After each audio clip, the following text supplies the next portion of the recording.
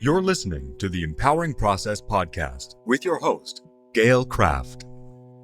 Listen as she holds frank discussions around how your purpose, being present, and trusting your power impacts your life. Whether you're an entrepreneur, leader, or developing your vision, you'll find wisdom and insights you can utilize right now. Welcome your host, Gail Kraft. Well, hello, everybody. This is Gail Kraft from the Empowering Process podcast, and I want to thank you for joining me today. And today I have a dear friend. We are good. Who knows where this conversation is going to go? And this is Greg Kuhn. Hi, Greg. Thank you for joining me today. Hi, Gail. I've been looking forward to this. Oh, it's going to be so much fun. So Greg's got a business, a book, a process called Manifesting the Big Stuff. Right. So, and he has done this, but what we want to do is kind of talk a little bit about why you even do this. There was a time in your life, as there was in mine. I talk about, ready to sell pencils on the corner, not knowing where I was going to get my next meal, right? When you weren't really manifesting the big stuff. And what happened? First of all, where were you? And what happened that you went, I need to do things differently, and here's what I'm going to do? Very interesting.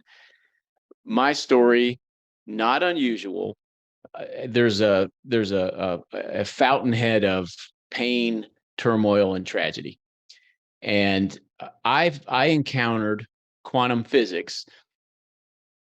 Mid 90s, I started reading about it. I was fascinated, particularly because as a history major, I have always loved how science has guided the reasons humans do things the way we do them. The science of the first scientific revolution essentially established all the protocols for how life works in the Western world that led to the modern world. And quantum physics was taking Newtonian physics and turning it upside down. Yeah. And I could see that we were in the middle of a second scientific revolution, one that was going to be incredibly transformative because the science behind it, quantum physics, is so much more precise in describing how our universe functions. So I really got the idea, and there was a lot of, looking back in retrospect, I wasn't that far off. But I really got the idea that quantum physics was letting us know that we were architects of our reality, that we played an integral role in the reality that we manifest and experience. And I decided that with the proper amount of positivity, I could make anything happen. So I went all in on a real estate business. And I did things that were logically unwise, financially unsound, the way that I went about it. And quite honestly, and this speaks to my naivete, so I'm going to be vulnerable here. Quite honestly, my jumping in so foolishly, my going all in so foolishly, was part, in my mind, of adhering to the principles that I was ascribing to, that the no doubt that I know this will be successful. And I supported my actions, not just with purchases and, getting the business off the ground and going whole hog with it. I journaled every day about positivity. I focused on only thinking positively. I meditated on positive thoughts about the business. I spoke only in positive ways. I mean, I would pause and take a moment to frame it in a positive way anytime I spoke about the business. That's how committed I was to making it turn out. And I just knew that it would, and it didn't. It didn't. It came crashing down. And there are some some logical outer world explanations that contribute to that.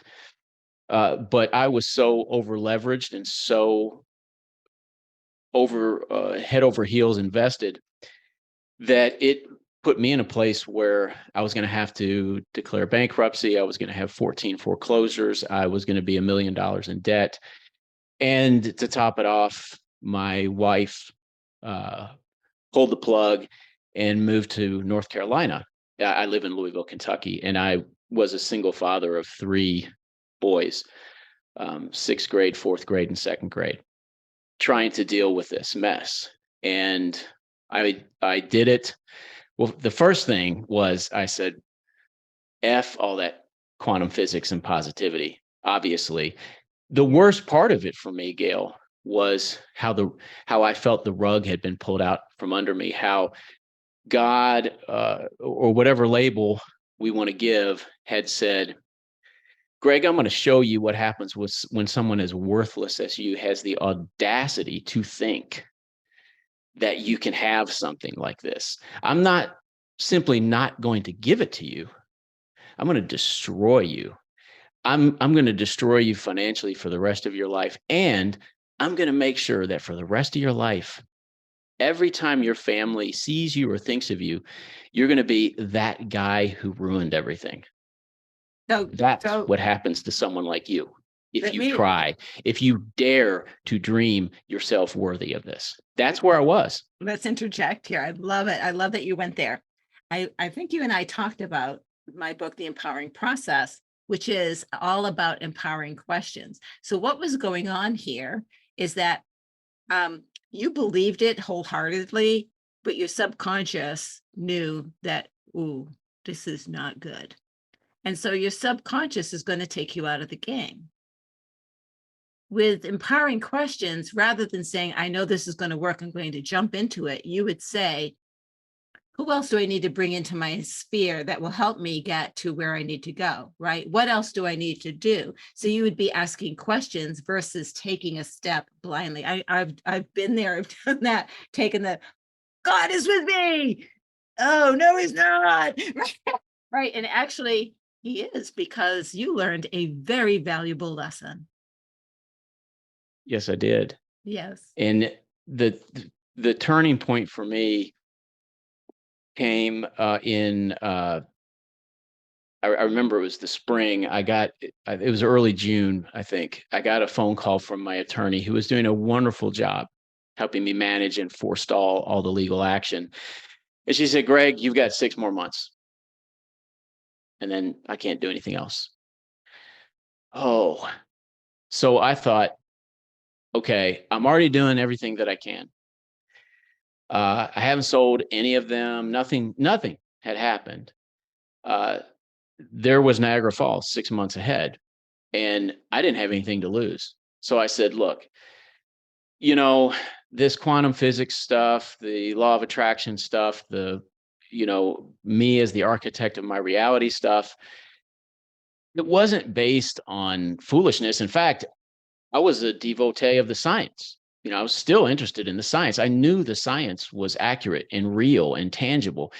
And I thought, I don't have anything to lose. Maybe there's some way that I can tap into this, harness this power. And the only thing I could go on was that my positive affirmations, if you will, hadn't worked. So, as you mentioned, the subconscious mind, I thought, well, maybe what I need to do is be honest with my subconscious mind, and maybe I can coach it into some new beliefs if I were to do it like I were coaching a dog or coaching a small child, rather than grabbing it and moving it up to the head of the class and plopping it into the front row seat and saying, there you go. You believe you're worthy.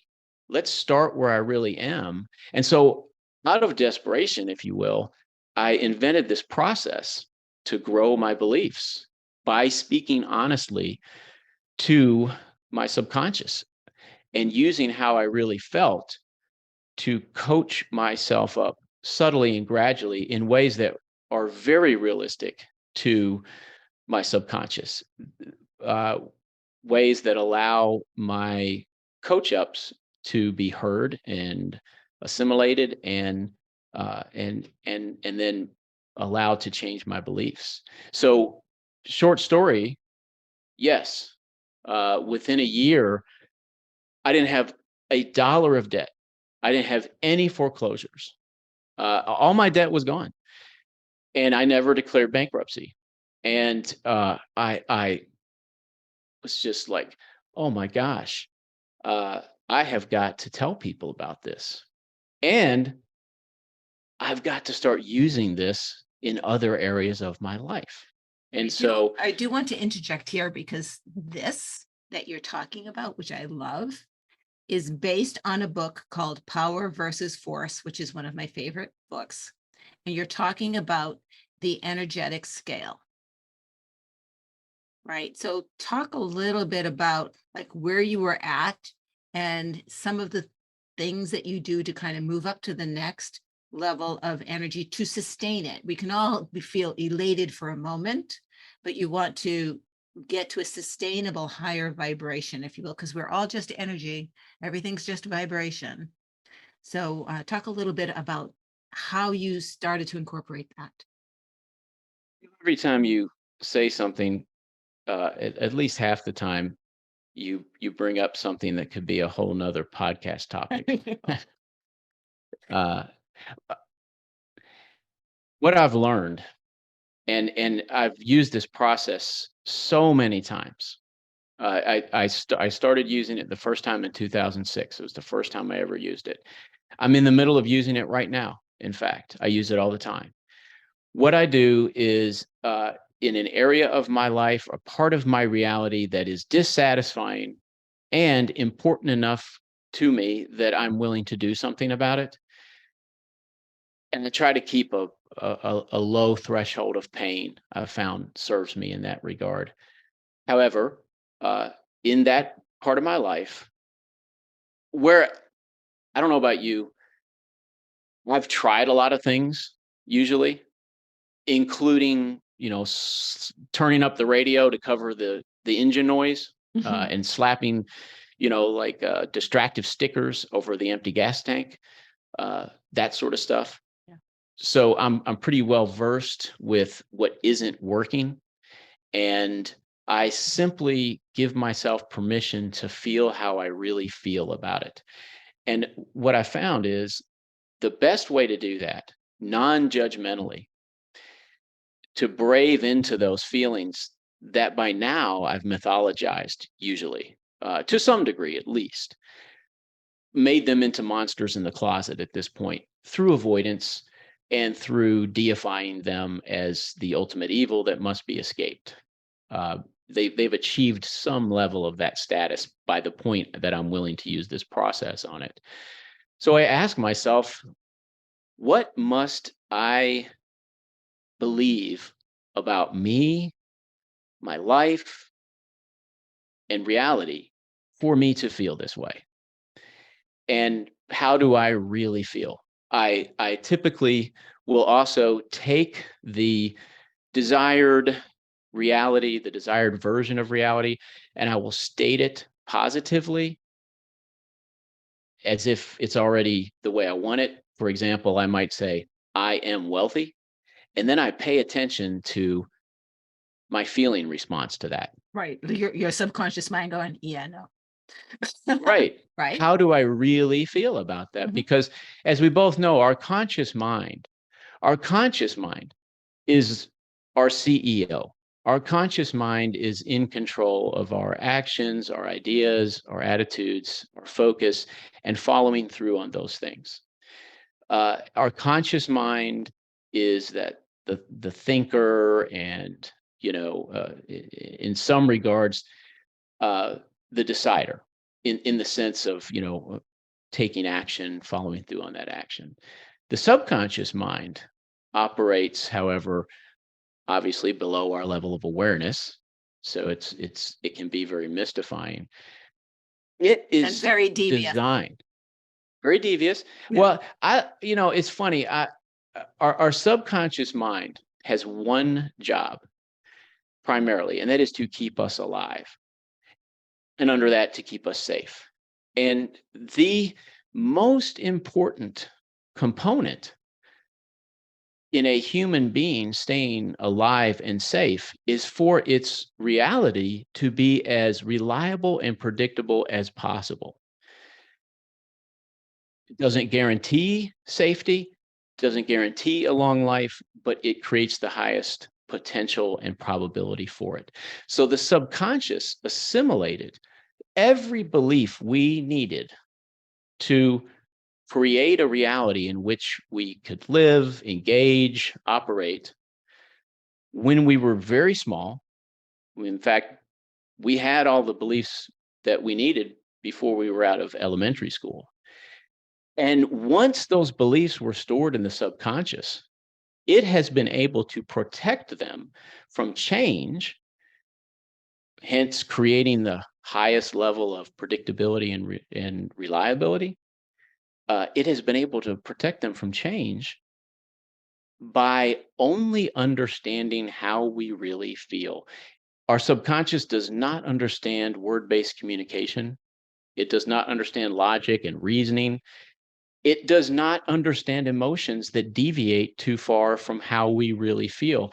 So all of our positive affirmations, all of our positive thoughts in areas of our lives where there's too much pain for our tastes, uh, all that positivity, it makes us feel good in the moment.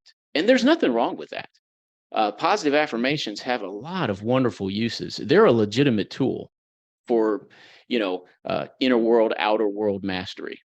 They have their place. However, when it comes to raising beliefs that are manifesting a dissatisfying reality, they're out of their depth. That is not their proper function. So one might say, okay, if I start by saying and reconciling and squaring up with how I really feel, so how do I really feel about this? Well, I'm taking I'm having an emotional vomit on the page. These are not good feelings. This is not a uplifting narrative that I am writing down, but I journal that out, the whole kit and caboodle. It's only for me, so I'm holding nothing back. I call it radical emotional honesty. I'm doing it for myself. It's not an outside audience. Um, so I just go till it's there. And once it's out on the page and I'm able to give it a feeling label. And what I found, I borrowed a emotional guidance chart or was inspired to create my own by Abraham Hicks. And so I created an emotional reference chart. It's an ascending list of emotional states. And I simply find where I am currently. And then the task becomes, okay, well, let me look at the very next one up the chart. And let me write about this part of my reality from that perspective. So I might begin at worry and doubt. And then my next task is to write myself into maybe Possibilities. Because you're okay, not I'm going to believe pull yet. I'm going to Yeah, pull I'm it going to up. get my actual emotional reference chart out, so I'm not. So that chart that Abraham Hicks has, that she uses, Esther uses, is based off the scientific study that is in the book Power versus Force, which this has been scientifically charted. These are not like whimsical. These are real emotional, vibrational changes at each level. Sure. Yep. Sure. If in my latest trip up the chart, Gail, after I did my emotional vomit, I found myself at worry and nervousness. Now that is the 16th on my chart. That is the 16th emotional state out of 23. And the next state to write my way into, that's one tick above worry and nervousness, is frustration and aggravation. And I think it's funny when I'm talking to people about this this concept and they're not familiar with it. Well, the first thought naturally is, well, wait a minute, frustration and aggravation is not a positive emotional state. It's not. That's true. And that's by design. Right. Because if I try to jump into a traditionally positive emotional state from where I am now, my subconscious is going to ignore everything that I'm saying. Now, You can't it's not get going to there from punish here. me. No, but you Right. can't I get can't. there from here. So the beautiful thing about this process, what I just love about it, though, is that what I find, even though on the surface, uh, what is it, frustration and aggravation does not appear to be any more positive than worry and nervousness, might even sometimes sound less positive. When I start, I write the definitions down, and I look up the definition. I write the emotions down and look up the definitions, and I definitions to script and just kind of push me into my writing. Like, okay, uh, you know, how does in the case of frustration and aggravation, so aggravation means that like I'm bent out of shape. Now, that's not the dictionary definition, but then I start thinking about this. Well, am I bent out of shape? Is that yet? How can I feel bent out of shape? It certainly is not a reach. Yes, absolutely, I'm bent out of shape about this, and I start writing about how I'm bent out of shape about it. It's different. It's more. What I found is every tick up the scale is slightly more empowering. It's slightly more engaging. It invites me into the process and makes me a more authentic change agent. Slowly but surely, of course. Yes, By tick. Well, the thing, when I hear by frustration, design. I hear possibility. Mhm. There was no possibility Absolutely. before frustration. When you're frustrated, that means you can see there's a possibility, right? Absolutely. Right?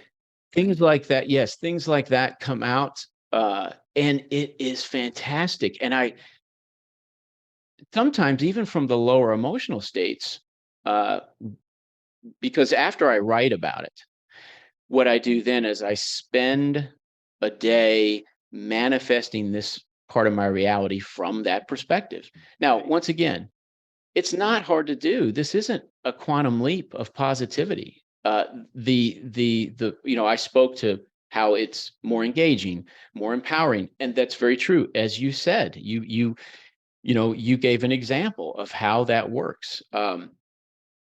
You will be surprised at what comes out and how it actually is a little better from that perspective. And sometimes it almost seems like, okay, I got this, but it keeps scaffolding, just staying with the process. And yeah, I can look at my chart and I can see that at the top is love and ecstasy. Like, I know where I'm going. But the truth is, when I'm using my process, when I see successes and I get good feelings and I get excited and I get encouraged, and that's real. And I love that. I also, knowing that eventually, one day at a time, I will reach love and ecstasy.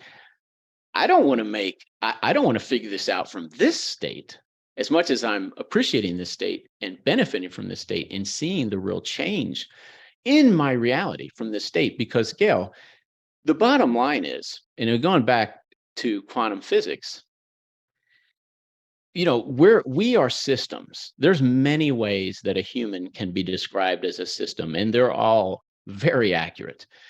I like to talk about how we are a system of God, body, and reality. And I write about that. I have a whole chapter devoted to that in my book. However, we want to describe ourselves as systems, there's one aspect of a system that is really key to us here. And that is, when a system changes, it always automatically changes its environment. So, in a process like this belief raising process, and we spoke before we started recording about how manifesting, mastering the outer world is an inner journey. It's best done as an inner journey. There are definitely times where we need to reach out and do something to the outer world, like to provide for our safety or our health. I mean, interventions, things that we should pay attention to and take care of. However, the best changes always occur by starting inside out. And that adheres to new science, because we know when we change this system, we always change our reality. And that's, it doesn't just take place in my belief raising process, but I can tell you right now, in the middle of I'm currently at hopefulness and optimism in my current use of my belief raising process. And it is always so exciting to watch and see my reality change in real time, right in front of my eyes. And it, as you know, that's not always boom, a pot of gold appears. Those kind of miracles are really cool. It's often, actually, I'll even say it's most often happens from this new perspective. This part of my reality that was there before suddenly has a doorknob on it. Or suddenly, wow, that used to be a problem. I can now see an opportunity there. That kind of change. And that may not be as bombastic and fantastic. And I don't mean to knock bombastic and fantastic, because I love that. I love having fun. I celebrate those tangible, unexplainable miracles that we can facilitate right in front of our eyes. I also love the parts of changing reality that don't necessarily make 4th of July fireworks. No, but for me, what typically happens is the right person shows up, the right opportunity shows up, or I'm in a conversation with someone who brings up a subject that I've been like thinking about, and I no longer go, "Oh, that's odd." I actually go, "Thank you," and then continue. Right? I thank the gods. Right? Thank you. Right? I know that you did this. Thank you. Right? And from a quantum physics perspective, I know I created that opportunity. Right? I created what is happening around me, and I know that seems fantastical to so many people, but look at, so I'll give the example of when I wrote my book. I think I shared this with you in our interview. I literally had no home. I was deep in credit card debt. I had no job. My business was gone. And there's a whole story as to how that happened. That's not important right now. And I started writing empowering questions. And I had a goal of credit card gone, debt gone, living in a luxury apartment, and being able to travel whenever I wanted to see my children who were nowhere near where I was living. By the end of that year, I was living in a beautiful luxury apartment. I had no debt, and I had a contract that allowed me to work remotely, so could visit my family whenever I wanted, and I was rebuilding my business. Right? How did that happen? It was not magic, and yet it was. Because I believed, because I used empowering questions, and empowering questions say, what more can, who else does? I looked for what more can I do today to move me towards that desire? Who can I call today and talk about? Right. And so I made energetically the waves to call in the right people, the right situations, and exactly what I was looking for. 100%. In fact, referencing some of those ways that in my story, the catalyst for all that personal and financial turmoil and explosive bad news, all those decisions I made, the way that I went about it, yeah, it would never occur to me to do that today. Not because I'm a smarter person, quote unquote.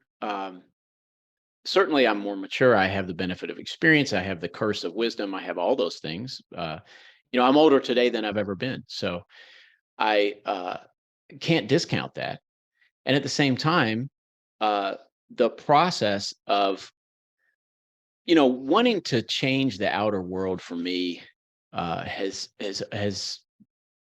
been just a wonderful carrot on a string, uh, with the side benefit of actually making my life here better. But the carrot on the string part is it gets me to go inside. It because eventually, no matter what, I always bump into the limit of my capacity much sooner if I'm not going on an inward journey. So in that sense, our desires for a fun life, a successful life, a fulfilling life here on this earthly world in 3D time space, I believe they're here on purpose, that we're designed to have these desires so that we can take this journey. It's funny. I retired from I was the most public facing member of the administrative team of one of the top performing magnet high schools in the United States. And I was the admissions director for 21 years. And I retired last July 1st to become a full-time author. Well, I went back to the school yesterday for the first time since retirement. They invite folks that are in their Parent Teacher Student Association Hall of Fame back every year for a luncheon. And I went back, and people were saying, "Well, how do you like retirement, Greg?" And, "Oh, no, I'm not retired. I'm not retired. I'm too young for that. I retired to become a full-time writer." And I came home, and I'd said that to many people. I went for a run yesterday, and I channel when I run. I get into flow states and I channel. And one of the things that was communicated to me is, "Greg, you didn't retire to become a writer. You retired to take this journey full time, and along the way, write and talk and teach about it." And that, That's it. that I'm thinking back to, what you had said about the way that our reality changes. And, I might share that insight with my wife or somebody else, and they might say, "Well, yeah, obviously, but that's not where I was." And a shift like that, how much pressure that took off me, just that. And it's real, it's believable, it's achieved, it's warranted, it's deserved. I've lived my way into it. I'm living my way into it. And what I love about, this path, this journey, is that I get to spend the rest of my life playing a game called Grow a Greater Me, you know? Well, that's just it. If you read my recent books, one that just came out, one I'm in the middle of right now, I talk about life is just a game. And so one of the things I say to my clients, and I'll say at a keynote, don't take yourself so seriously. It's just a game. And what happens in a game? Some people lose, some people win. What happens when you lose? You brush yourself up and you get ready for the next game. You don't take your ball and go home and never play again, right? I want to share with you. I had as a guest on my podcast a fellow named Keenan Burton, who was a wide receiver for the University of Kentucky and still is an all-time record holder for them. And then he was drafted by the St. Louis Rams, and he played for 3 years for that NFL team. And it hurt his knee, an athlete story. I was talking to him because of what he's done since then. However, that athletic part of his story, here's an athlete. He was the leading receiver for the Rams that year that he hurt his knee, when he hurt his knee. So it's pretty reasonable to say that barring that injury, he would have gotten a second contract. He would have gotten some life-changing money. He's done wonderful things since then, amazing things since then. And in fact, now looks back and says his knee injury was exactly how it was supposed to happen. Right. I'm bringing him up to say that something he shared with me that I will never forget is he said that people make the mistake of thinking that losing is failing.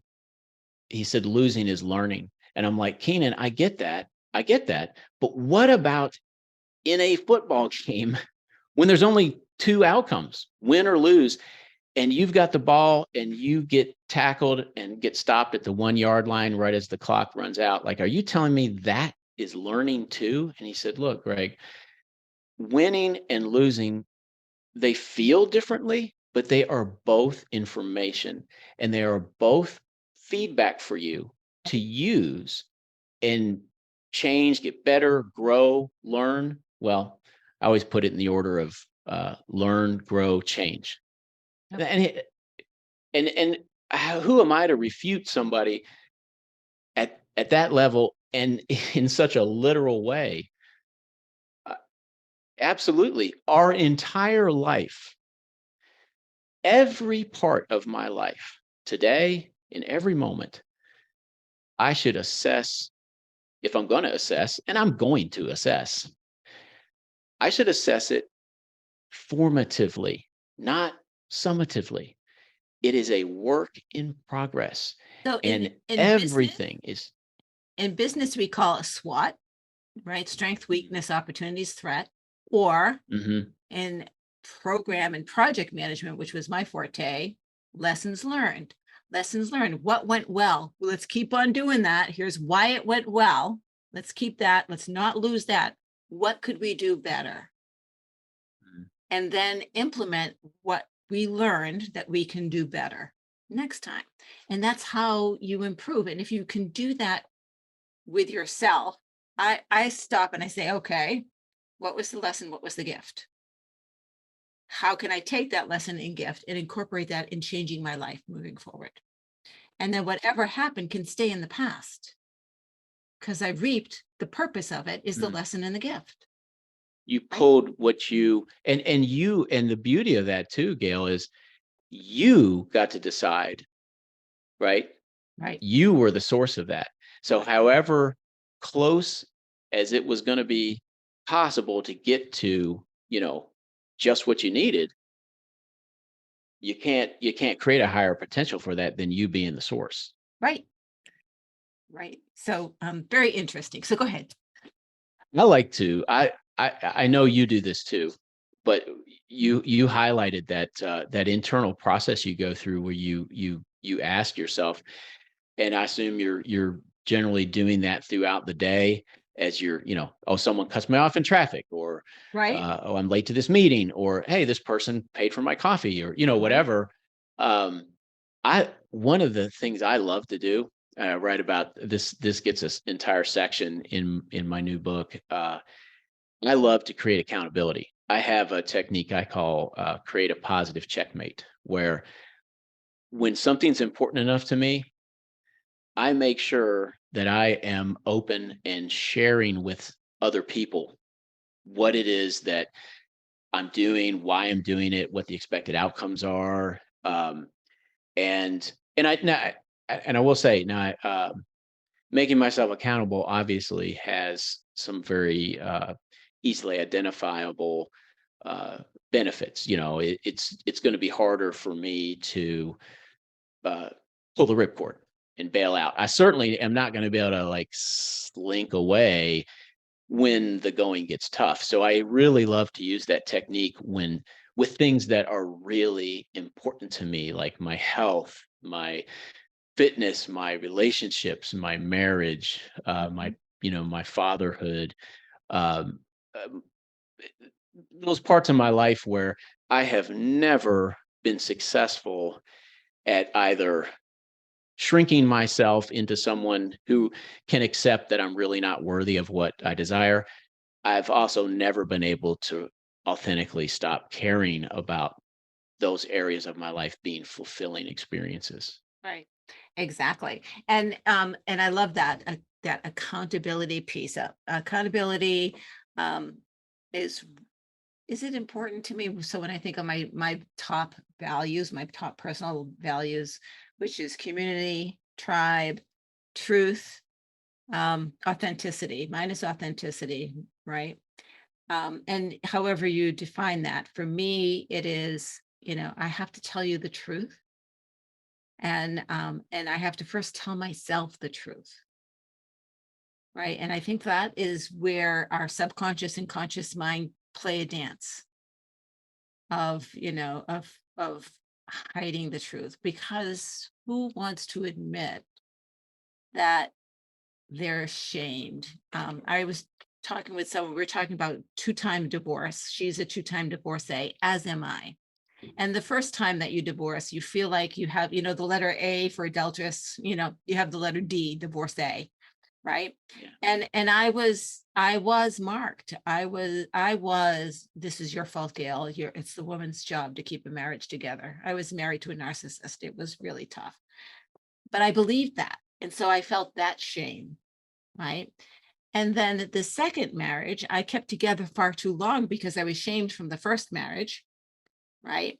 And now feeling like a complete failure, right? And did I articulate that to anyone? Absolutely not. What I did learn, not from the divorces, but from one more situation, is why I chose those situations. And what did I not learn the first time that I had to relearn the second time? Right. And how do I need to change so I don't have to have that lesson again? And It's a powerful that motivator. right, right. You don't want that lesson again. And avoiding it, by the way, creates resistance, and you will have the lesson again. So, don't try to avoid it. Right. You create the energy, the resistance. That means you're going to have the lesson again. Gail, I call that doing further research. Okay. Okay. I've done a lot of further research in my Me life. too. Yeah.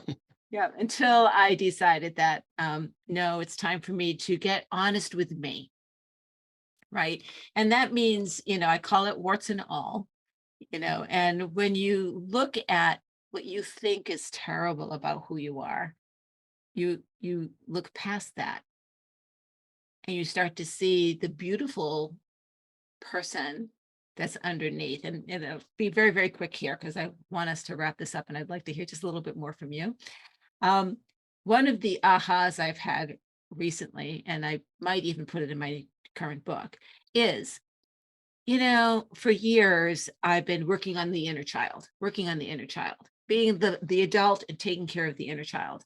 And just last week, I'm like, well, that's BS. That doesn't work anymore.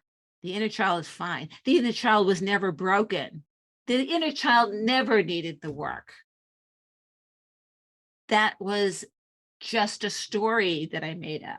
What I want to do, and I don't want to say need, what I want to do instead is look at this being that is above the parent, this celestial energy that I am, and step into that. Because the inner child comes with me, the parent comes with me, and this benevolent energy that we are sourced from is really where I want to move towards. So I stopped moving away. So we have some sub routines, by the way, meta programs of moving away. We can have a whole other conversation about meta programs.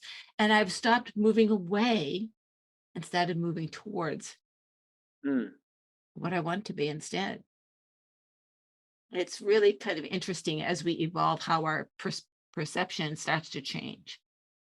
absolutely. Yeah. Something that can sound as cliche, yet is so incredibly profound as, for me, using running as a way to discover and reconnect with what I can do. And that sounds like that sounds like, what do you call that? Like soda can wisdom, or, But it's truth. s- but it is so true. Right. And what I found is there are ways to help me do that. One of the most powerful ways that I found is to employ my feelings as feedback, is to employ them as information. They are a nonstop. In fact, I write about how our body is actually a very sophisticated and elegant energy transfer system. Energy transfer systems exist throughout our material world. They transform one thing into another. Our body transforms reality into feelings. And those feelings that are painful and ugly and scary, those are shadows cast by incapable beliefs and inadequate efforts of engagement with reality. Those shadows, we can use them as breadcrumb trails back to and leading us back to see the inadequate beliefs and engagement. And the beautiful part about that is that to employ feelings as feedback, and they are in in my experience, in my 56 years, the most precise and helpful feedback I've ever gotten. um, all I need to do is process them. So feel them and then do something with them physically. To do something physically. So they don't There's anchor been in your body. No, they don't, because there's a lot of physiological research that I've been reading about lately about how our muscles they display characteristics of consciousness in terms of the chemical messaging that they engage in. And when we use them, they do a very special form of chemical messaging, and they release knowledge into our body. Right. As you're so right, unprocessed emotions get stored like our muscles are filing cabinets, Right. and they stack up. So there's a physiological and psychological and emotional and spiritual reason to process emotions. Uh, in addition to, though, what I'm speaking to, which is when I process them, it allows me then to quit using the emotion to define who I am, to quit judging myself for the emotion, and to quit using the emotion to judge myself, and actually utilize it as feedback. Because once again, that emotion is being produced by a belief or some level or some way I'm engaging. It's not being produced by who I am. It's being produced by something I'm doing. And so it is inappropriate for me to use an emotion to define who I am, because that has nothing to do with who I am. It's So a stream many of people information. define themselves, first of all, outside themselves. I'm a teacher. Like, I don't even like to say I'm an empowerment coach. I am. Right. But okay. So for the purpose of third dimensional life, okay, I am an empowerment coach so that you understand. But in You need reality, something to put on the shingle, Gail, right? only so you can see it. But Right. if we really get into it, right? The second I identify myself outside of who I am internally, then I am no longer being authentic with who I am. Right. And with authenticity being one of my top 5 values, I feel a dissonance when that happens. Right. And I feel it frequently in conversations from other people. And I don't call it out, but my BS meter goes off. And right, like, oh man, they're hiding. Oh my God, they have such pain that they are living with and that they're carrying. You know, I could help them release that pain, but it's not my job. It is what I do, but it's not my job. Right. When they're ready, they know who I am. I'm here. And that's all I can do is be here. I don't chase people down. I don't corner people. It's like I just show up and I'm here when you're ready. Right. Because it's just people still need to identify themselves as something. And when you say I am angry, hello, what does angry look like? Describe this I am anger thing. and there's an exercise for you to do, like describe it, and describe it not with a feeling, but describe it as a third dimensional real thing. Is it a square? Is it a triangle? Is it hard? Is it soft? Right? Where is it in your body? Because it is in your body. You can describe what it looks like, and you can take it out. And you can like dissolve it if you want in your very hand. Right? Because it is not real. It is an energy that you're holding on to. And you want to unlock that. You don't want to discount it. You want to understand it, get the lesson, get the gift. And like you do, Right. learn from the experience. Right? Don't be confused about what you really are. Right. And I know that I know, Gail, we've talked about this, and this you're no stranger to understanding and embodying these concepts. Who you really are, one way we could say this is you're an archipelago. And it's a common misperception that an archipelago is a chain of islands. Chain of islands is part of an archipelago. It's the part that's above the surface. The vast majority of an archipelago is a gigantic underwater landmass. Right. The islands are just where it breaks the surface. It's the Now, mountaintop. every single, what's that? It's the mountaintops. It's the mountaintops. Okay. Yeah, every single island is actually the archipelago. It's just a little part of it that's up here. And I was actually channeling about this yesterday on the run too, that everything above the surface is the material world. And up here, we're all separate. Each one of us is an island. There are certain characteristics that we embody that allow us to collapse quantum field and form a concrete material reality. And everything under the surface in this metaphor is all archipelago. But it is not just a rock landmass, it is infinite possibilities, because anything and everything can be found under that surface at any point, anywhere, at any time. And there's just so many amazing things that go on in this world that show us that this is really true, that what's really inside of Gail is God, and what's really inside of Greg is God, and what's really inside of everything is God. And I want to emphasize here, when I say the word God, I'm not referring to any religion. All right, being. I'm referring to a universal consciousness. Right. And I am that universal consciousness. I am a particular island that's bringing it to life, that is literally bringing it forth into the above the surface world. And Gail is, and so many other things here are doing the very same thing. That's just amazing. And Greg, you and I could talk for 75 hours and still not be exhausted. But we're going to wrap this up. So I know that you have a book coming out. Let's talk about the book. And then if people want to get in touch with you and know more about what you do and maybe work with you, how would they do that? Thank you for asking, Gail. My book is called A Handbook for Those Already Born. I should have it back from the editor by the end of next week.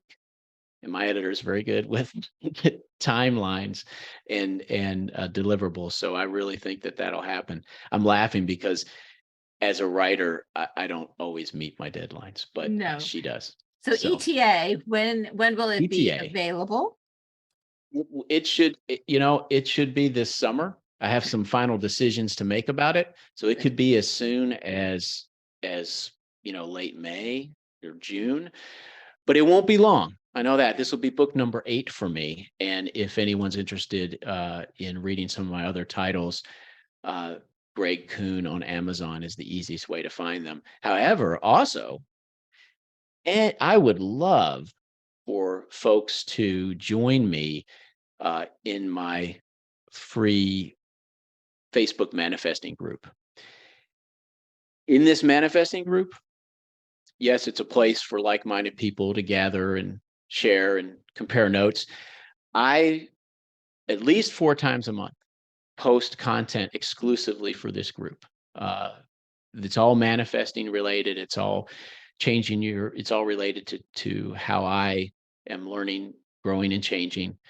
And so if you join the group, I'd love to give you access to this exclusive content. It's fun to share it with the folks in the group.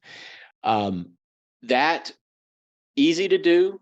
Joining this manifesting group, super easy to do. If you go to my website, which is manifestthebigstuff.com / wait a minute. I'm telling you the wrong thing. The Facebook group, please look up on Facebook. It's called Manifest the Big Stuff with Greg Kuhn, Creating Our Realities Together. I will What I was put the jumping link in the notes so people can click right into it. and what I was jumping ahead on Yeah. is I actually, Gail, knowing that your latest book, which I have on order, I haven't got in my hands yet. I know it just came out last month, right? Right. End of the month. It's called Crafting the Flow. And I've written a free short book, 6-page book for your listeners. It's called Running Induced Flow States, Collaborating with Universal Consciousness. And in it, I describe exactly how I use running to achieve flow states, and then how I use those flow states to channel from universal consciousness. You can actually begin to replicate what I do by reading this short book. And that web address that I was starting to give, right. okay, this book is available for free by simply going to my website, manifestthebigstuff.com / flow. I love manifestthebigstuff.com / flow. I really, I haven't shared about this explicitly. Yeah. I'd love to share this with your listeners. And it's something I'm going to be talking about on my podcast and vodcast in a few months, I would think. Flow is so important. So thank you so much, Greg, for your time and, very compelling conversation as always. And folks, thank you for spending the time with us. This is Gail Kraft from the Empowering Process podcast. If you liked this episode, give us a thumbs up. If something came up, do make some notes. If you have a question, let us know. We most definitely will get back together and address that question that you have. And if you know someone who could benefit from this particular episode, please do share it out with them. And always, always, always be sure to subscribe so you get notified about all of the Empowering Process podcasts. Thank you, everybody. Bye-bye, Greg. Thank you for listening to the Empowering Process podcast. Be sure to visit Gail at gailcraft.com to learn more about how she serves thought leaders, entrepreneurs, and goal seekers. And remember, if you like this broadcast, be sure to share and subscribe so you don't miss an episode.